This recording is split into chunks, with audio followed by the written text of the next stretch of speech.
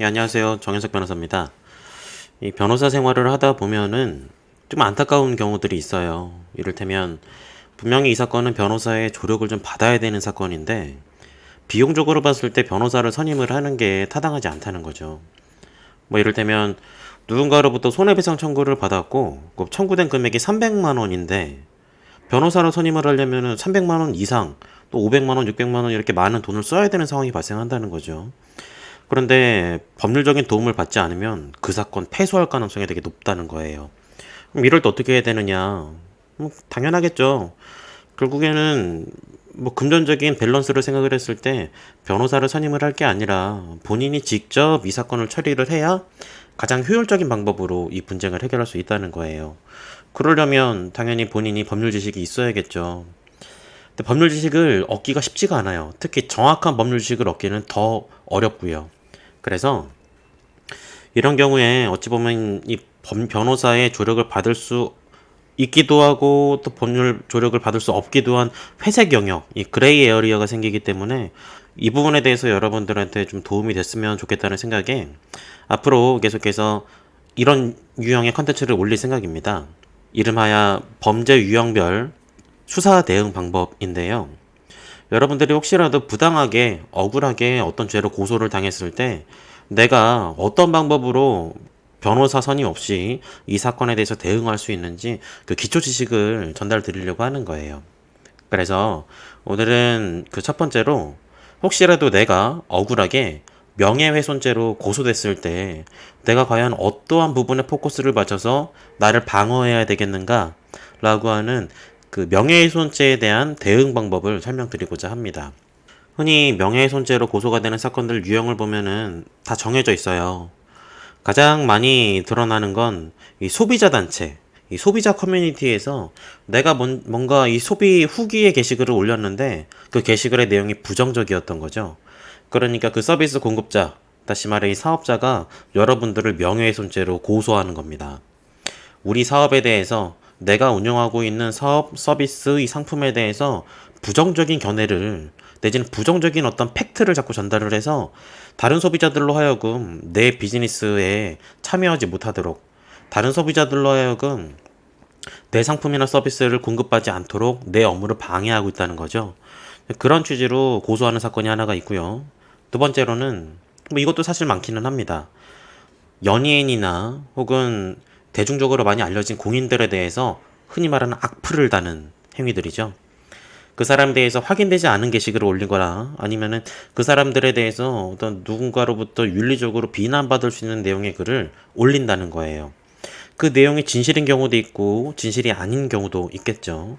그래서 크게 이 명예훼손죄로 고소되는 사건들을 보면은 소비자 커뮤니티에서 이루어지는 사건, 그리고 연예인에 대해서 이루어지는 사건, 그 두 가지를 보시면 되겠고, 대부분은 이 명예훼손의 행위에 대해서도 여러 가지 유형들이 있는데, 요즘엔 워낙에 인터넷이 발달되어 있고, 이 모바일 플랫폼이 발달되어 있기 때문에 대부분은 정보통신망을 통해서 명예훼손을 하는 행위들이 많이 고소가 되고 있고, 많이 수사가 이루어지고 있습니다. 그래서 그러한 유형의 명예훼손 행위를 전제로 내가 혹시라도 그 명예훼손죄를 이유로 고소당했다면 내가 어떻게 대응을 해야 되겠는가? 어떤 부분에 포커스를 맞춰서 대응을 해야 되는가? 이 부분에 대해서 간략하게 설명을 드리겠습니다. 우선 첫 번째, 어떤 경우에 내가 명예훼손죄로 처벌되는지 그 명예훼손죄라는 죄의 구성 요건을 알아야 돼요. 그래야 내가 그런 구성 요건에 해당이 되지 않으니까 나 처벌하지 마시오 라고 항변할 수가 있겠죠.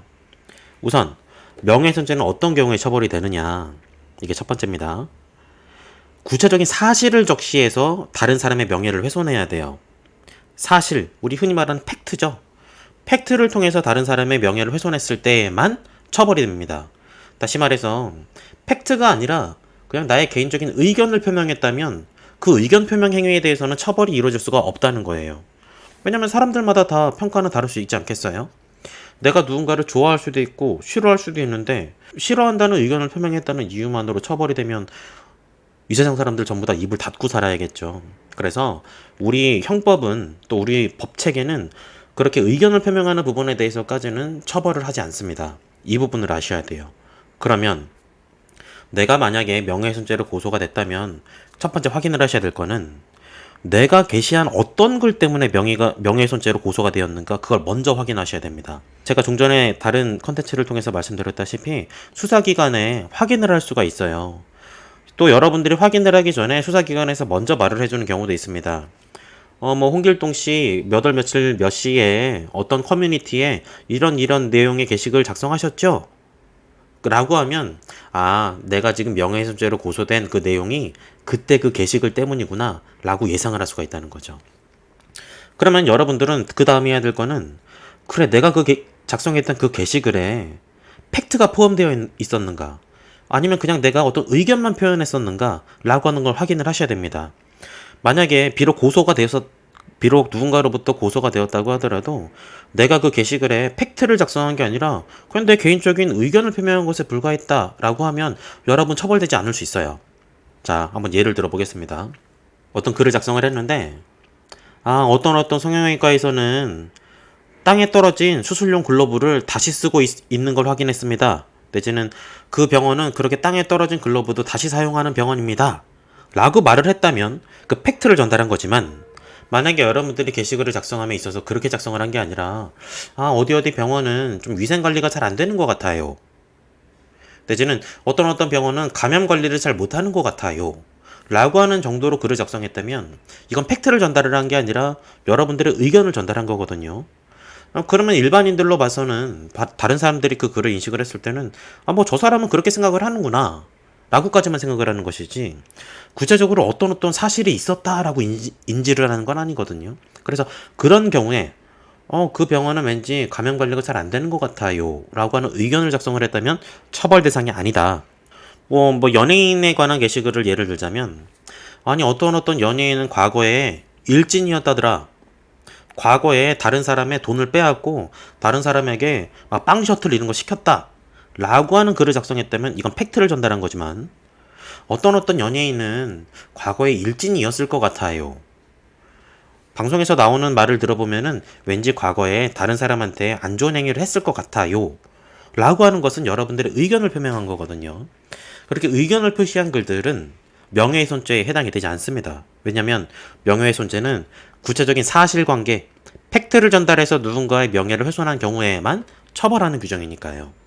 또 요즘에는 그 흔히 말하는 소비자 카페, 맘카페 같은 곳들이 많죠. 지역사회를 기반으로 영업을 하시는 사업자들의 경우에는 그 지역 기반의 커뮤니티에서 어떠한 평판이 있는지가 이 사업의 향방에 굉장히 치명적인 영향을 미치는 경우가 많습니다. 그 커뮤니티 중에 가장 치명적인 것들이 바로 맘카페들이라고 하는 거죠. 맘카페가 굉장히 긍정적인 영향을 끼치는 경우도 있지만 대부분은 소비자들 사이에서 긍정적인 영향을 미치겠죠. 그렇지만 때로는 누군가가 자기 경쟁 사업자를 도태시킬 목적으로 악의적인 악플을 다는 경우도 있어요.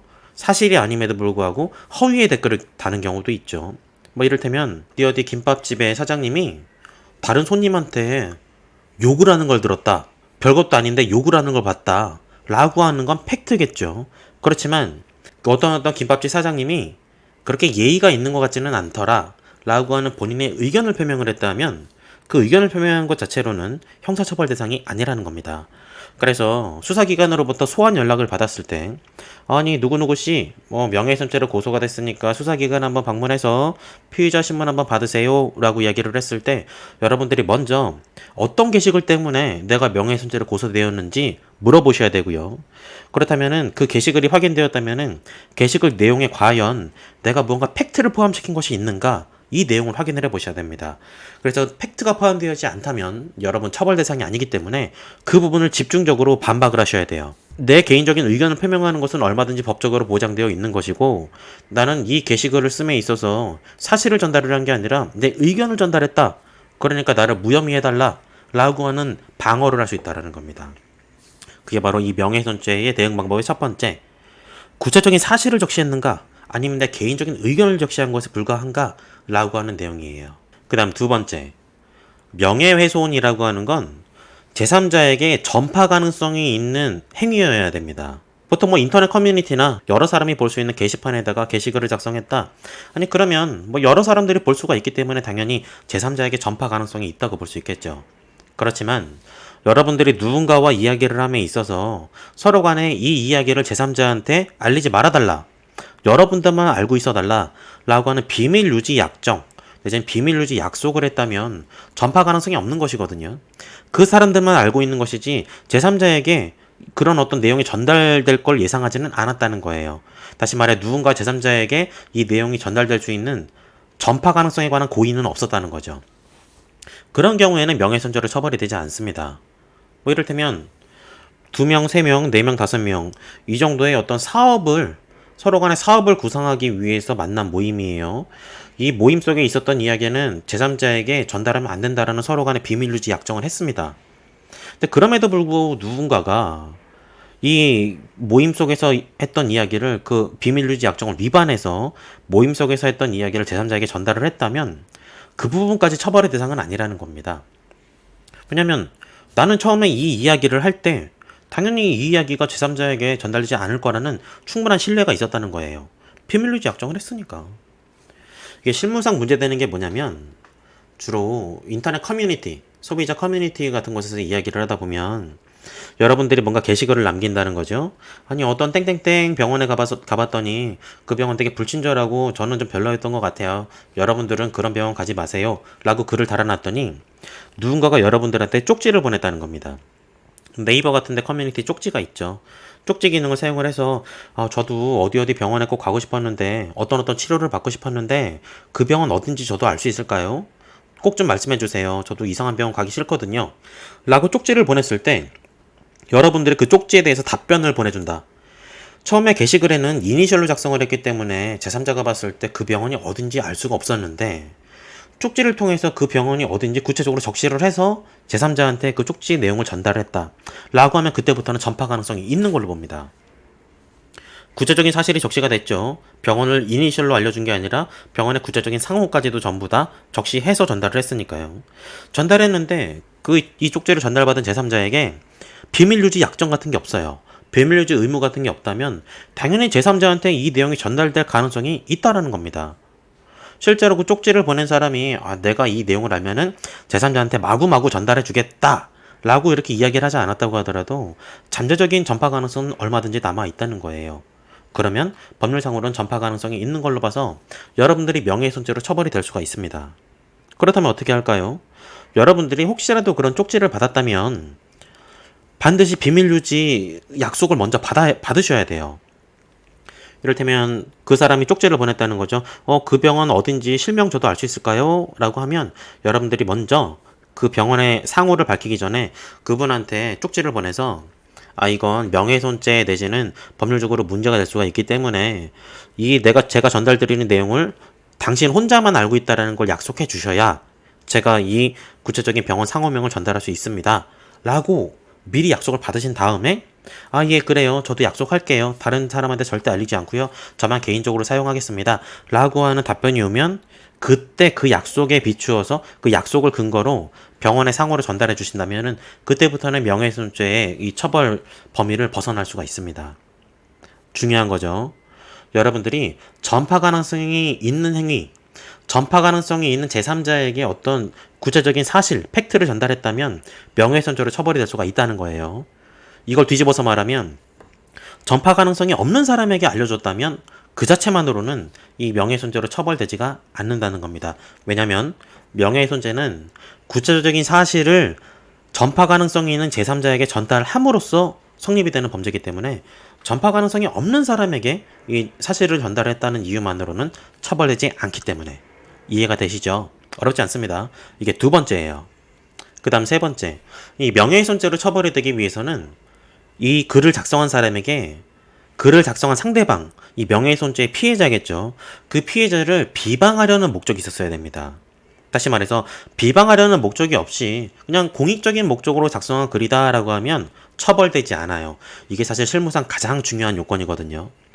왜냐면 처음에 제가 말씀드렸다시피 대부분이 명예훼손죄가 문제되는 게시글들은 주로 소비자 커뮤니티에서 많이 문제가 돼요. 소비자 커뮤니티에서 내가 그 물건을 사용해봤더니 내가 그 서비스를 이용을 해봤더니 이러한 측면에서 단점이 있었다. 이러한 측면에서 불만족스러웠다라고 하는 글을 올리게 되고 그 서비스 공급자 또는 상품 공급자가 그 글로 인해서 자신들의 영업이 방해되기 때문에 여러분들을 명예훼손죄로 고소하는 거거든요. 왜냐면 그 사람들은 여러분들이 더 이상 그런 게시글을 작성하는 걸 원하지 않아요. 왜냐면 본인에 대한 긍정적인 게시글만 있기를 바라지 부정적인 게시글이 표시되어 있으면 당연히 사업에 방해가 될 테니까요. 그래서 여러분들이 그런 게시글을 작성하지 못하게 하려는 목적으로 여러분들을 명예훼손죄로 고소하게 되는 건데, 결국에 이 소비자 커뮤니티에 작성한 그 글들의 대부분은 그 어떤 서비스나 상품을 직접 경험을 했던 사람이 여러분들은 나처럼 손해보지 말아라. 여러분들은 나처럼 그런 사업자의 광고에 혹해서 피해보지 말아라 라고 하는 목적으로 작성한 글이 대부분이기 때문에 실제로 이 명예훼손죄로 고소된 사건들을 보면은 대부분 이 비방의 목적이 없었다고 항변할 만한 사유들이 있습니다.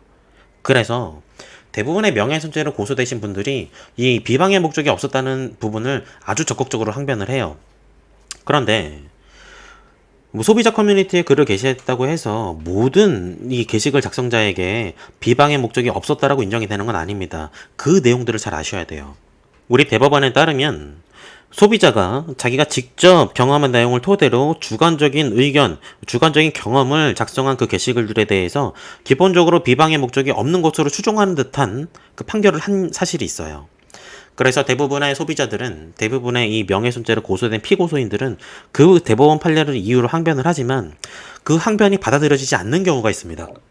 여러분들은 이 항변이 받아들여지지 않는 경우가 어떤 케이스인지를 아셔야 돼요. 그래야 혹시라도 소비자 커뮤니티에 글을 게시하더라도 이런 불리한 방식으로 글을 작성하지 않고 합법적인 방식으로 글을 작성할 수가 있겠죠. 우선 그 게시글의 내용이 정말 드라이하게 객관적으로 여러분들이 경험한 내용만을 전달을 한 것이 아니라 지나치게 그 게시글의 상대방을 악독하거나 지나치게 과장해서 표현을 한다면 여러분들이 비방의 목적이 없었다고 평가하기가 어려워요. 왜냐면 이를테면 예를 들자면 그런 거죠. 어떤 국밥집에 가서 국밥을 먹고 났는데 국밥에서 이물질이 나타났다는 거예요. 근데 이물질이 나타났다는 그 내용을 게시글을 작성을 하면서 그 사장 보니까 손도 더럽고 얼굴도 되게 못생겼고 주방에서도 굉장히 더럽게 할 것 같아요. 그런 그 더러운 식당에는 절대 가지 마세요. 혐오스럽습니다. 이런 식으로 아주 여러분들이 겪은 것 이상으로 상대방을 비방하거나 비난하는 내용을 적었다면은 이 부분에 대해서는 익스큐즈가 되기 어렵다는 거죠. 비방의 목적이 있었다고 보는 겁니다. 실제로 여러분들이 경험한 사실을 작성했다고 하더라도 여러분들이 경험한 것 이상으로 상대방을 비난하는, 사회적으로 비방받을 만한 그 내용을 작성을 했기 때문에 그 경우에는 비방의 목적이 있었다고 보는 게 맞겠죠. 그 글을 작성한 여러분들의 마음속에도 그 상대방을 비방하고 싶었던 마음이 있었던 거예요. 그 정도의 공격적인 게시글을 작성했다면. 그 다음 이 게시글이 전달된 상대방의 범위, 이를테면 여러분들이 산후조리원에 관해서 게시글을 작성했다고 하죠. 게시글을 작성한 곳이 산후조리원 커뮤니티다. 그러면 여러분들이 전달하고자 하는 그 내용이 실제로 산후조리원을 이용하고자 하는 소비자들, 잠재적인 소비자들에게 전달이 되기 때문에 공익적인 목적이 있었다는 게 좀 가능성이 높아요. 그렇지만 그게 아니라 그냥 네이버 지식인에다가 막 답글 달았다. 산후조리원과 전혀 관련이 없는 사람들에 대해서도 전부 다 전달이 될 수 있는 그런 커뮤니티에다가 이 게시글을 작성했다 라고 하면 여러분들의 게시글 목적은 어찌 보면은 잠재적인 소비자들에게 이 정확한 정보를 전달해 주기 위한 목적이었다기보다 모든 사람들로부터 그 사람이 비난받거나 비방받을 그런 목적으로 작성했다고 보는 게 훨씬 더 가능성이 높거든요. 그렇기 때문에 여러분들이 게시글을 작성을 한 것이 그 서비스 내지는 그 상품의 잠재적인 소비자를 대상으로 전달하는 커뮤니티였다고 하면 비방의 목적이 인정될 가능성이 조금 더 낮지만, 반대라면 오히려 비방의 목적이 인정될 가능성이 높아진다는 거예요. 그 내용을 꼭 인지를 하셔야 됩니다. 여러분들이 만약에 그냥 어떤 서비스나 상품을 경험하고 나서 그런 게시글을 작성을 했던 게 아니라 그 사업주에게 당신 나한테 사과하지 않으면 내가 이런 부정적인 게시글을 올려서 당신 사업 망가뜨려 버릴 거야. 당신 사업에 아주 치명적인 영향을 미치도록 내가 아주 전쟁을 일으킬 거야. 내가 아주 인터넷 공간에서 전쟁을 일으킬 거야. 라고 하는 사전 공지를 먼저 했었다. 그런 경우에는 여러분들이 게시글을 작성한 행위가 그 사업자를 비방할 목적으로 작성했다고 인정될 가능성이 매우 높아집니다. 왜냐면 실제로 그 게시글을 작성한 경위를 보면 여러분들은 무언가 경제적인 이익을 얻고 싶어 했고 상대방이 그 경제적인 이익을 제공하지 않았기 때문에 결국 그 게시글을 작성한 거거든요. 그렇다면 이건 어떤 사업적인 목적, 경제적인 목적이 있는 게시글이었다라는 거예요. 그래서 그런 경우에는 비방의 목적이 인정될 가능성이 매우 높기 때문에 절대 그렇게 사업자를 압박하거나 사업자에게 딜을 하려는 그 시도를 하지는 말아라. 왜냐면 실제로 여러분들이 공익적인 목적으로 게시글을 작성했다면서요. 그러면은 그 사업자에게 금전적인 요구를 할 이유가 없지요. 그냥 여러분들은 공익적인 목적으로 나 말고 다른 피해자가 나오지를 않기를 바라는 마음에 그냥 글을 작성하시면 되는 겁니다. 드라이하게. 실제로 있었던 그 경험을 그대로 최대한 객관적으로 작성하시면 되는 거예요. 그 사람을 굉장히 비방하는 그 사람에게 경제적인 어떤 이익을 제공할 것을 미리 제안을 했다가 제안 내용에 상대방이 응하지 않으니까 이에 따라서 게시글을 작성을 한다거나 이렇게 하지 말라는 겁니다. 소비자로서 여러분들의 경험한 그 내용을 객관적으로 작성한 게시글의 경우에는 비방의 목적이 없었다고 보기 때문에 처벌이 되지 않는다 라고 하는 것까지 알고 계시면 되겠습니다. 그 다음 마지막으로 이 명예훼손죄라고 하는 범죄는 크게 이 두 가지 규범에 의해서 통제가 돼요. 하나는 형법상 명예훼손죄가 있고요. 두 번째로는 정보통신망 이용 촉진 및 정보 보호에 관한 법률, 약자로 정보통신망법이라고 하는데 정보통신망법에 따른 명예훼손죄죠. 규정은 두 가지예요. 형법상 명예훼손죄, 정보통신망법 명예훼손죄. 그런데 실무상으로는 인터넷상에서 여러분들이 게시한 글들이 명예훼손 여부가 문제됐다고 한다면 대부분 이 정보통신망법 위반 여부를 적용시켜서 그 규정을 위반했는지 안 했는지를 평가하게 됩니다. 그런데 여러분들이 주목해야 될 거는 그 두 규정 모두 이 범죄 체계가 어떻게 되어 있냐면 이른바 반의사 불벌죄라고 해서 이 사건의 피해자, 고소인의 경우에 있죠. 이 사건의 피해자가 그 사람의 처벌을 원하지 않는다라고 하는 처벌 불원서라는 걸 수사기관에 제출하게 되면 여러분들은 실제로 여러분들이 명예훼손죄에 해당하는 행위를 했든 안 했든 비방의 목적이 있었든 없었든 여러분들 처벌되지 않습니다. 왜냐하면 이 범죄는 전부 다 형법상 명예훼손죄도 마찬가지고요. 정보통신망법 위반에 따른 명예훼손죄도 마찬가지고 피해자의 명시적인 의사에 반해서 처벌시킬 수 없다라는 규정이 포함되어 있어요. 그래서 일단은 고소장이 제출이 돼서 여러분들이 수사를 받는다고 하더라도 적어도 공소가 제기되기 전까지 아니면 공소가 제기된 후라도 피해자가 여러분들을 용서하겠다, 여러분들의 처벌을 원하지 않는다라고 하는 처벌 불원 의사를 수사기관에 제출을 하게 되면 여러분들은 이 처벌로부터 면제된다는 겁니다. 그냥 처벌이 되지 않는 거예요. 여러분들이 이걸 왜 알아야 되냐면 사실 이 명예훼손죄가 문제가 되는 대부분의 사례들은 아까 말씀드렸다시피 어떤 사업자가 자신의 사업에 방해되는 게시글을 작성한 사람을 더 이상 그런 행위를 못하게 하도록 하는 취지에서 여러분들을 고소하는 거거든요. 그래서 대부분 이 고소인들은 여러분들이 더 이상 그 게시글을 작성하지 않겠다, 내지는 여러분들이 지금까지 올려놨던 게시글을 삭제하는 조치들을 취하면 대부분은 처벌을 원하지 않는다는 처벌 불원서를 제출하게 돼요. 또 여러분들이 적극적으로 이 고소인들하고 합의를 시도하게 되면은 합의가 안 되는 경우보다는 합의가 되는 경우가 실무상 더 많은 것 같습니다. 그래서 일단 여러분들이 이 명예훼손죄로 고소를 당했다, 그래서 수사기관에서 소환 연락을 받았다 라고 한다면 일단 첫 번째로는 내가 작성한 그 게시글이 명예훼손죄로 처벌이 될 만한 상황인가 그렇지 않은 상황인가를 먼저 분석을 하셔야 되고요. 그래서 처벌이 되지 않을 만한 상황이다, 명확하다 라고 한다면 굳이 합의 절차 같은 거 거칠 필요는 없겠죠. 그 경우에는 수사기관에 가서 내가 왜 처벌이 되지 않아야 되는지를 적극적으로 항변하시면 돼요. 그런데 그 반대로 고소장이 제출된 그 내가 작성한 게시글의 내용을 봤더니 법률적으로 분석을 해봤더니 명예훼손죄로 실제로 처벌될 수 있을 것 같아.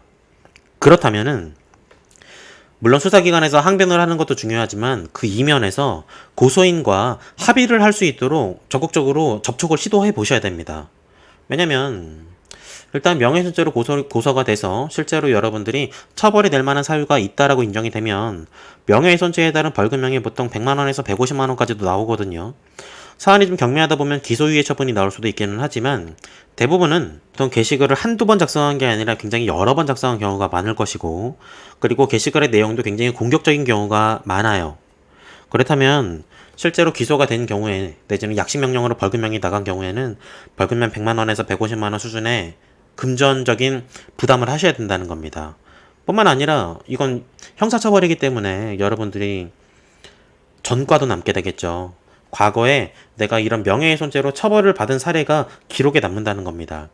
그러면 뭐 이런 처벌받은 그 내용들이 여러분 회사로 보고가 된다거나 여러분 학교로 통지가 간다거나 하는 건 아니지만 혹시라도 여러분들이 나중에 또다시 비슷한 행위로 명예훼손죄로 고소가 되었을 때 그때 수사기관에서는 여러분들의 과거 행적들을 조사를 하거든요.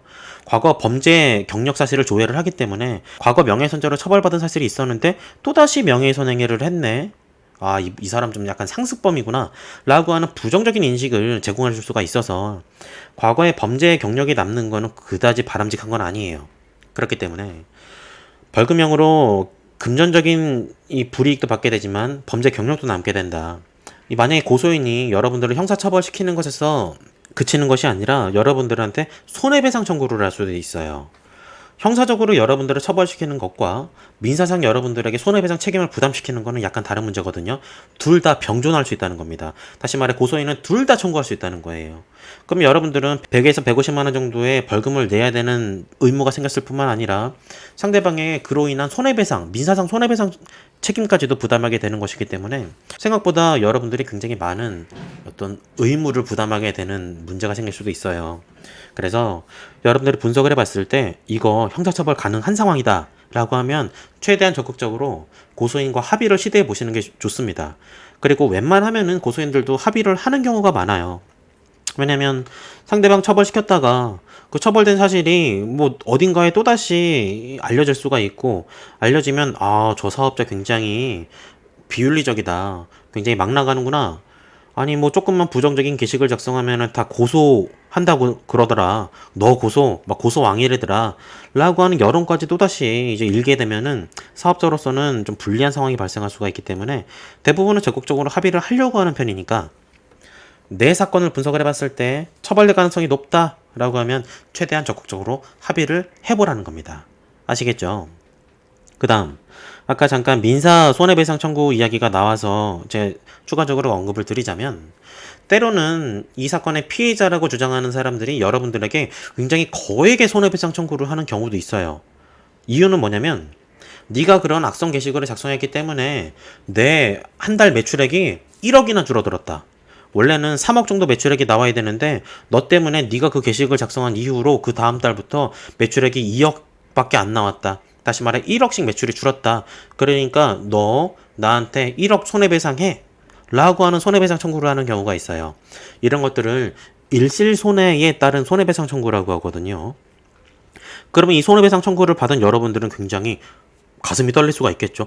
1억이라니 내가 글 게시글 하나 작성한 것 때문에 1억이나 손해를 받았다니 아, 말도 안 된다 라고 생각을 하겠지만 상대방은 변호사 선임해가지고 막 굉장히 적극적인 근거를 가지고 1억 손해배상 청구를 했다. 그 경우에 여러분들은 어떻게 대응을 하느냐, 어떻게 대응을 해야 하느냐라고 긴장을 할 수가 있는데 결론적으로 말씀을 드리자면 너무 긴장하실 필요는 없습니다. 왜냐면 실제로 여러분들이 게시글을 작성을 했고 상대방의 그 게시글에 따른 영업상의 타격이 발생했다고 하더라도 그 사람이 주장을 하는 그 영업 손실이 그런 또 일실 손해라고 하는 게 과연 여러분 때문에 발생을 한 것인지 아니면 본인이 장사를 잘 못해서 그렇게 손해가 발생을 한 것인지 입증을 하기가 굉장히 어려워요. 이런 것들을 인과관계라고 하는데요. 여러분들이 불법행위를 저질렀다고 하더라도 그 불법행위로 인해서 발생한 손해인지 아니면 제3의 원인으로 인해서 발생한 손해인지는 그 원고 측이 입증을 해야 됩니다. 다시 말해 그 사업자 측이 입증을 해야 되는데 재판 실무상 그걸 입증하는 건 굉장히 어려워요. 그래서 명예훼손에 따른 손해배상 청구를 할 때 대부분 법원에서 인정하는 손해는 그 명예훼손에 따른 피해자의 정신적 손해까지만 인정을 해줘요. 정신적 손해는 뭐 경우에 따라 약간씩 다르기는 하지만 많이 인정이 돼봐야 300만 원 이상 인정되기는 어렵습니다. 다만 만약에 이 사건의 피해자가 굉장히 유명한 연예인이다. 굉장히 유명한 정치인이다. 그리고 실제로 여러분들의 그 작성한 게시글의 정도가 아주 심각하고 아주 비방의 목적이 굉장히 크고 또 비난 가능성이 높은 행위여서 실제로 아주 심한 정신적 고통을 받았을 것 같다라고 인정이 되면 실제로 수천만 원의 정신적 손해배상액이 인정이 되는 경우도 있어요.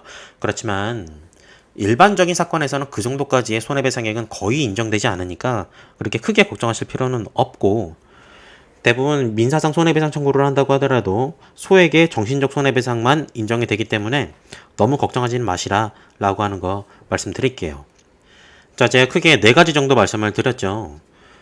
일단 고소가 되었다면은 내가 무엇 때문에 고소가 되는지 확인을 하시고, 그리고 그 내가 작성한 게시글의 내용이 실제로 처벌이 될 만한 내용인지 그렇지 않은 내용인지 확인을 하시고, 그에 따라서 명예훼손죄로 처벌이 될 만한 사안이 아니다 라고 하면 적극적으로 항변을 하시면 되겠고, 명예훼손죄로 처벌이 될 만한 사항이다 라고 하면 적극적으로 합의를 하시라고 말씀드렸고, 혹시라도 상대방이 뭐 거액의 손해배상 청구를 한다고 하더라도 너무 걱정하실 필요는 없다.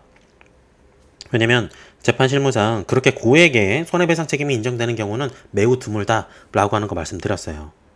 일단 제가 이렇게 형사상의 방어 방법을 말씀드리기는 했는데, 우선 여러분들이 이런 문제에 휘말리는 이유는 대부분 여러분들이 어떤 서비스나 상품을 경험을 하고 나서 부정적인 그 후기를 남기기 때문인 건데, 사업자들로부터 부당한 대우를 받았다고 하더라도 일단 상대방을 먼저 한번 이해해 보려는 노력을 할 필요가 있는 것 같아요. 우리 모두 다 사람이죠. 여러분도 존중받아 마땅한 사람이지만 상대방도 존중받아 마땅한 사람이에요. 다 대한민국 국민이죠. 때로는 내가 전혀 예상하지 못한 어떤 부당한 대우, 굉장히 불쾌한 대우를 받았을 수가 있어요. 그렇지만 그 불쾌한 대우를 하기 전까지 어떠한 사정이 있었는지 여러분들은 사실 잘 알 수는 없죠. 나는 소비자로서 그냥 존중을 받고 싶었을 뿐인데 상대방은 그에 미치지 못하게 굉장히 불쾌하게 나를 대했는데, 과연 그 사람이 어떠한 이유에서 그랬는지, 여러분들을 만나기 직전에 어떤 블랙 컨슈머로부터 뺨때기를 맞아서 굉장히 지금 불쾌한 상황에서 여러분들한테 자기도 모르는 사이에 불쾌한 대우를 하게 된 것인지, 아니면 그 사람이 이성 친구와 이별을 겪었다든지, 아니면 누군가 가족을 잃게 되는 장례식을 겪어야 되는 상황이었다든지, 그럼 그 행동의 배경에 어떠한 일이 있었는지 사실 여러분들은 알 수가 없어요. 다만 여러분들은 그 행위의 결과물, 내 앞에서 했던 그 말, 내 앞에서 전달했던 그 상품의 품질, 그런 걸 가지고 이제 직관적으로 상대방을 판단하게 되는 건데, 가능하다면 상대방을 이해하려는 노력을 기울일 필요가 있는 것 같아요. 말씀드렸던 것처럼 여러분들도 소중한 사람인 것처럼 그 사람도 소중한 사람이기 때문이죠. 우리는 모두 다 인간으로서 존중받을 만한 가치가 있는 사람들입니다. 그래서 일단 상대방을 이해하려고 하는 노력을 기울인다면 극단적으로 상대방을 비난하는 게시글을 작성을 하지 않게 되는 경우가 더 많아요. 그렇게 되면 당연히 여러분들도 이런 명예훼손죄에 따른 문제에 휘말리지 않게 될 것이고요. 그래서 마지막으로 전달드리고자 하는 메시지는, 우리 모두 다 똑같은 사람이다. 그 사람을 조금 이해해보려는 노력을 기울인다면 우리가 굳이 이런 명예훼손죄에 휘말리는 그런 결과는 잘 발생하지 않을 거라는 거. 대한민국은 사실 우리 교육 수준이 굉장히 높은 국가죠. 굉장히 많은 사람들이 고등교육을 받고 굉장히 많은 사람들이 상식이 무엇인지 정확히 알고 있습니다. 그렇지만 우리 알다시피 대한민국은 워낙에 스트레스가 많은 사회잖아요. 모두가 스트레스가 많다 보니까 감정적인 상처를 잘 받는다는 거예요. 그러다 보니 이 서비스를 공급하는 그 종업원도 무언가에 의해서 감정적인 상처를 받아서 나에게 불쾌한 행위를 했을 것이고, 나도 스트레스가 많은 상태이기 때문에 아주 작은 그 불쾌한 행위에 의해서도, 난 또 아주 작은 실수에 의해서도 내가 굉장히 불쾌해질 수도 있다라는 걸 미리 인지를 한다면 이런 사업자와 소비자 사이의 분쟁은 조금 더 줄일 수가 있지 않을까라고 생각을 하는 마음에 전달해 드렸으니까 참고를 해보시고요. 미력이나마 이런 정보들이 도움이 됐으면 좋겠어요. 앞으로도 계속해서 시간 날 때마다 이런 그 사건 유형별 수사 대응 방법을 설명을 드리려고 하니까 앞으로 많은 관심 가져주시고, 네, 경청해 주셔서 감사하고요. 다음에 또 좋은 정보로 찾아뵙도록 하겠습니다. 예, 감사합니다.